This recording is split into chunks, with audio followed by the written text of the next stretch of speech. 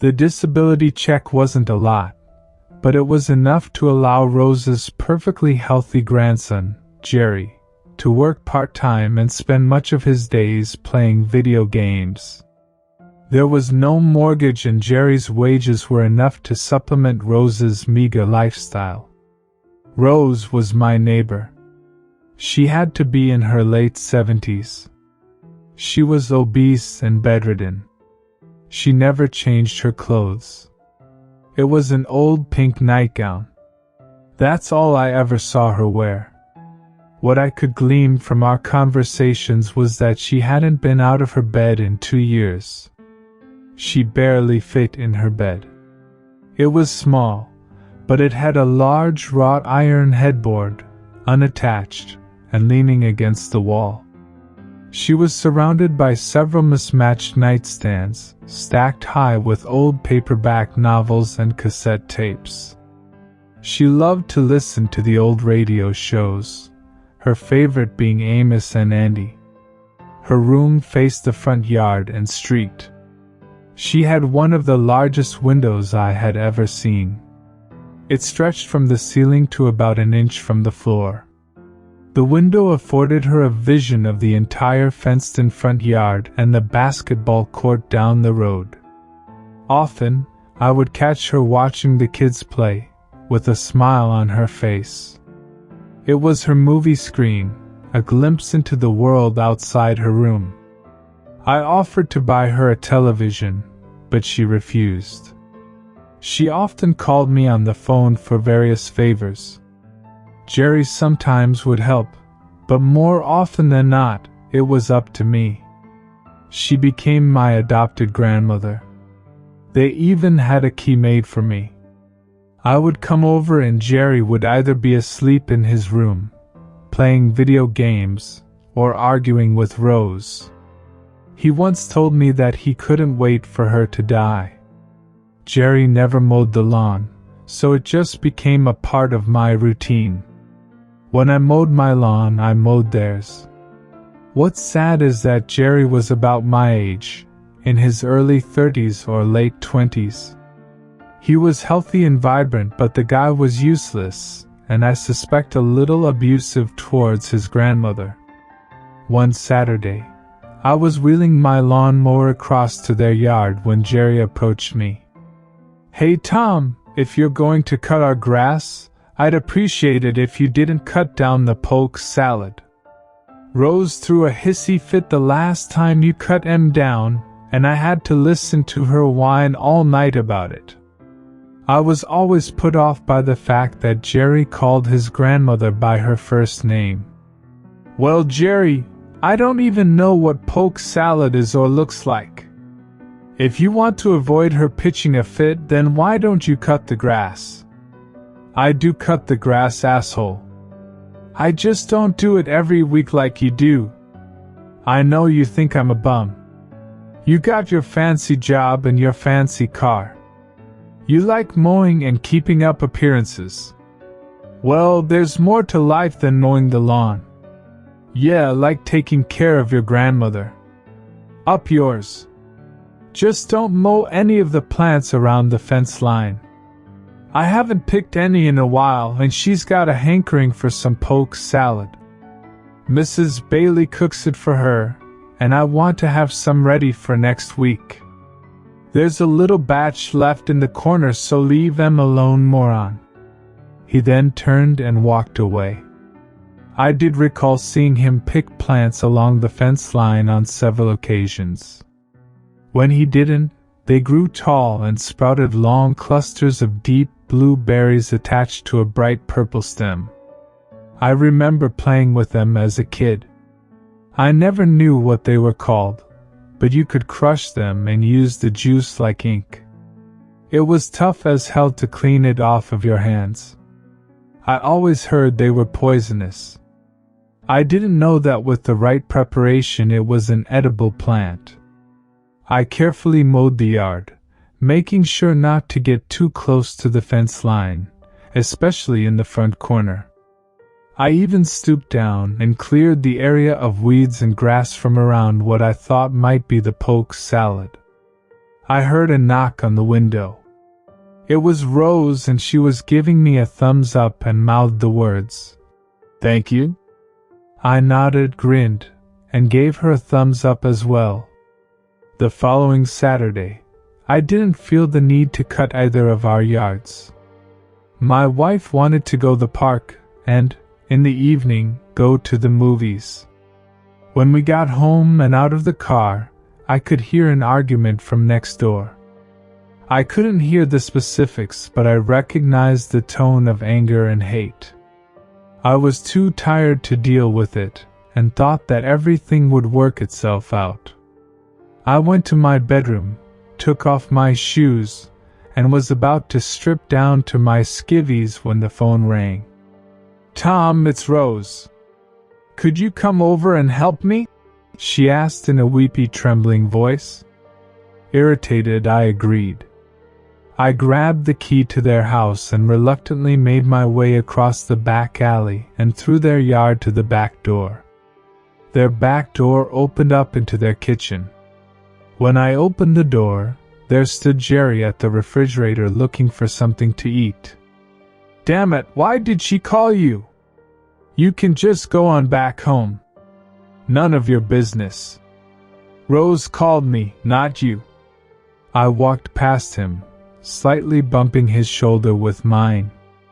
"Watch it, mother." I didn't hear the rest as Rose started yelling for help. I ran into her room. There on one of her nightstands, just slightly out of reach, was a bedpan filled with urine and feces. The room smelled rancid.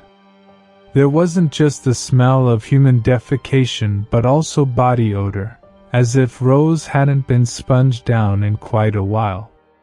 "Please, Tom, could you empty that?" she said as she pointed at the bedpan. "Please, it stinks. I'm so embarrassed, but I can't stand having it around. He refuses to empty it. He says it's my responsibility." "Hold on, Rose."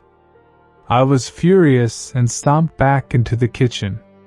Jerry was walking towards me, and before he could react, I put my hands to his chest and shoved him back against the kitchen cabinets. "You better get in there and empty that bedpan and clean her up. If you don't, I'm calling the police for neglect and abuse." Jerry quickly got up and went into Rose's room. His face was red with anger, and he was visibly grinding his teeth. I followed in behind him. "You want me to empty your bedpan, clean your clothes, mow your lawn, cook your food? You want me to be your slave? Well, I'm not doing it anymore, you old bitch." He picked up the bedpan and slung the contents of it all over Rose. He slung the bedpan across the room and turned towards me. "You want to try and push me again, Haas?" I knew he'd get the best of me. He was bigger and stronger, and the last thing I needed to do is to get in a fight in front of Rose with her grandson, even if he did deserve a good whooping. Nah. That's what I thought. "You're lucky I don't beat you to a pulp." He turned and walked out of the room. I heard the back door slam shut. Rose was bawling, covered in piss and shit. I went to the bathroom and grabbed some tissue and several clean towels. I cleaned Rose in the room up as best I could. She really needed a new nightgown. "Rose, doesn't a nurse ever come and help out?" "She does, Tom, but I can't wait and shit only when she's here. Nature don't work that way." She grinned and we both laughed. "Well, my wife and I are going to go and get you some new nightgowns." "Thank you, Tom. You're such a good person. Don't give me too much credit. You don't know me that well. Jerry's a good person too. He's just frustrated. His mom left them when he was young and my son is in and out of jail every few years." Rose reached into the nightstand closest to her bed and pulled out a small medallion. She started caressing it. The Lord has forsaken me. I used to have his power, but it's been a long while since he visited me. I had never known Rose to be a religious person. She never prayed, talked of God, or even possessed a Bible, or at least one I ever saw. There were no religious pictures or artifacts at all in her house. Tuesday was a long day. I'd put in a lot of overtime, and by the time I got out to the parking lot the sun had set. My wife called to say that there was a ruckus next door. It's just their usual arguments. I don't feel like messing with it today. I'm worn out. No, Tom, this is different. I got home as fast as I could, and as soon as I got out of the car, I heard the painful shrieks of a dying man. There was a constant rhythmic banging. I ran into my house and got the key to their house. When I got to their back door, I heard a constant rhythmic banging. When I opened the door, I noticed there was a pool of blood on the kitchen floor. Jerry had pulled up a chair to the kitchen sink. His head was level with the edge of the sink. His hands were gripping the chair arms, knuckles white, and spattered with blood. There was blood all over the front of his body. The sound I had heard was him banging his head as hard as he could against the edge of the sink. With each strike he yelled, and blood sprayed out into the air and against the window looking out over the backyard. I tried to run over to him, but I slipped in the blood and fell. I spun around and grabbed him by the arm. I got to my feet and put my arm around his neck, hoping to stop him from knocking his head off. It took all my strength to keep him from continuing his madness. There was something else, something more powerful than Jerry struggling against my hold. It was so powerful that I began to lose my grip. Jerry lunged backwards, banging his head into my chin. The pain shot through my jaw. I lost my grip, but before he could slam his head back against the sink, I pushed him out of his chair. It was a last-second plan, but it worked. He fell to the floor limp, released from whatever diabolical force that had moved him to do what he did. Jerry lay there looking up at the ceiling. He blinked incessantly as the blood ran into his eyes. There was a huge gash in his forehead, tangles of flesh hanging loosely from the bottom of his wound, and his skull partially exposed. I laid the chair on its side in case he was tempted to resume his nightmarish dance with the sink. I got out my cell phone and called the police. The police and paramedics got there in a timely manner. They gave him a shot to calm him down, but long before they got there, Jerry was in a catatonic state.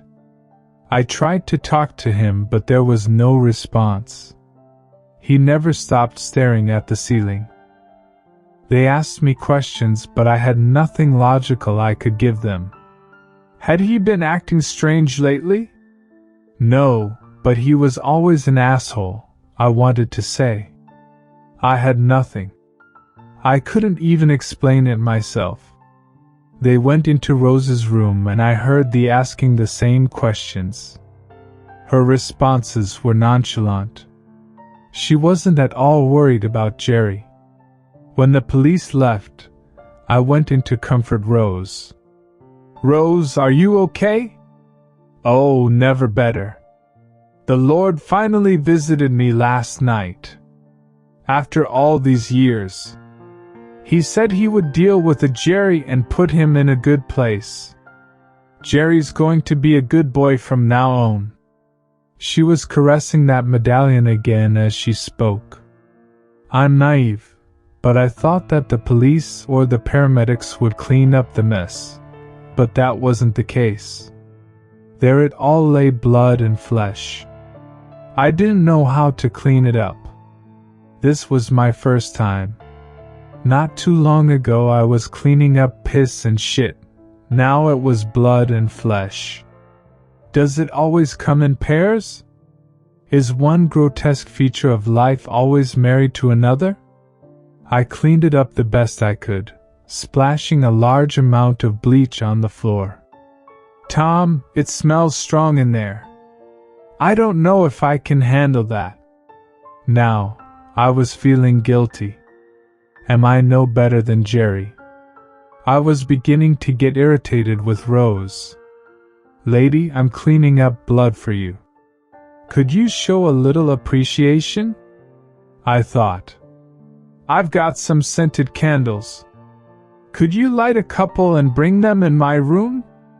I was about to ask her where they were, but at that moment the kitchen closet door opened. There on the top shelf, above the food, were several candles in glass jars. I hesitated, too scared to move. Could you hurry, Tom? It smells really bad. If there's cinnamon apple, I'd prefer that. I hurried over to the closet and grabbed 2 candles. I didn't care what scent they were.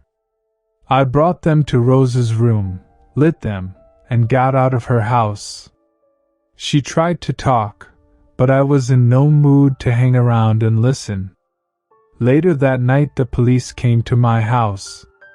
Jerry had died, but his body had gone missing. Did he bleed to death? I thought everything was going to be fine. He had a massive heart attack. We don't know if it was unrelated or not. I suspect some bad drugs. But we'll never know if we don't find the body. Do you know where it might be? I was shocked by the stupidity of the question, and I guess my face gave it away because the detective responded angrily.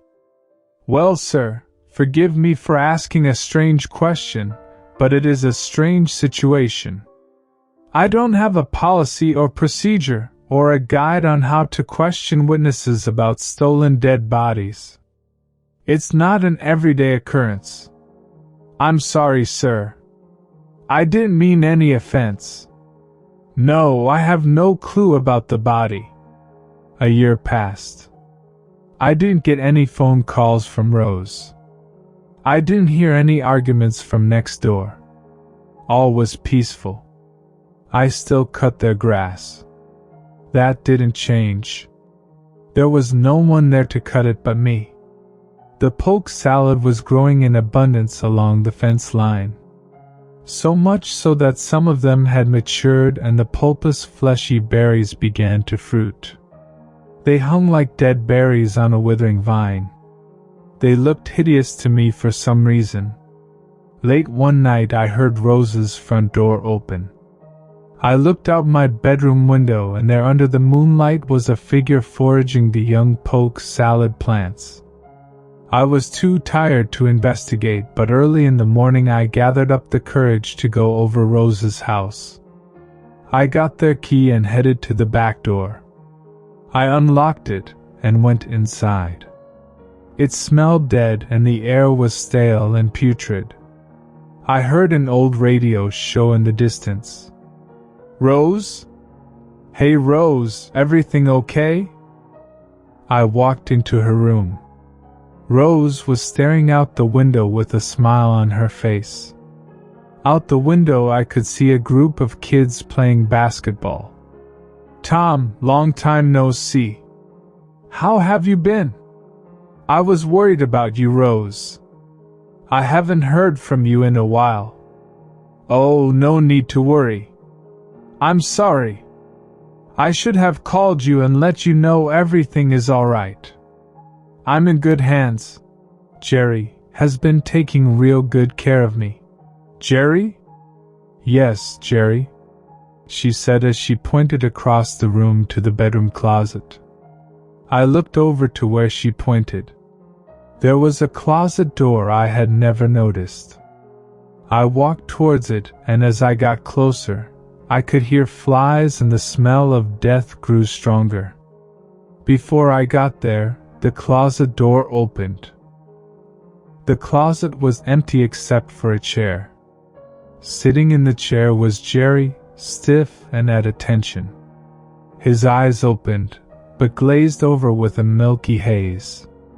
His mouth was shut tight, and there was a large rotting scar across his forehead. His hands were purple, and I reasoned it was from the poke salad he had picked the night before. "Tom, are you thirsty? Would you like some poke salad and eggs?" "Jerry, go fetch Tom some poke salad and don't forget the orange juice." Jerry stood up and walked out of the room.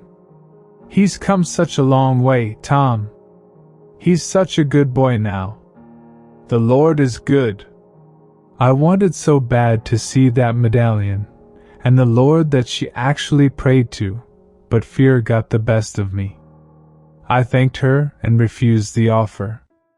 I avoided the kitchen and went out the front door. The gate was locked, so I climbed over.